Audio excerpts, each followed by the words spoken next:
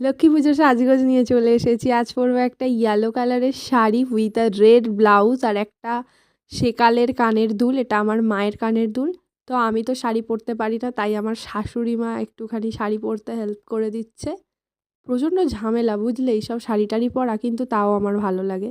তো এবার আমি একটু রেডি শেডি হয়ে নিচ্ছি। ফার্স্টেই চুলটা ভালোভাবে বেঁধে নিলাম, নিয়ে মুখে ময়শ্চারাইজার লাগিয়ে অল্প প্রাইমার দিয়ে ফিটমির ফাউন্ডেশনটা দিয়ে দিলাম। হাত দিয়েই জাস্ট ব্লেন্ড করে নিয়েছি, নিয়ে অল্প একটু লুজ পাউডার দিয়ে ব্যাপারটাকে সেট করে নিচ্ছি। প্রচণ্ড ঘাম হয় কি না সেই জন্য।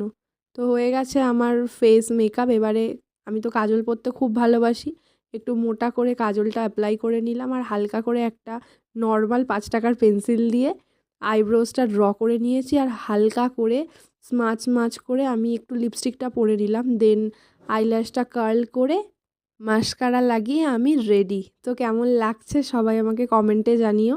লক্ষ্মী পুজোর দিন এত কাজ সামলে আমি গেট রেডি শ্যুট করতে পারবো জাস্ট ভাবিনি। তো ভালো লাগলে কমেন্ট করো।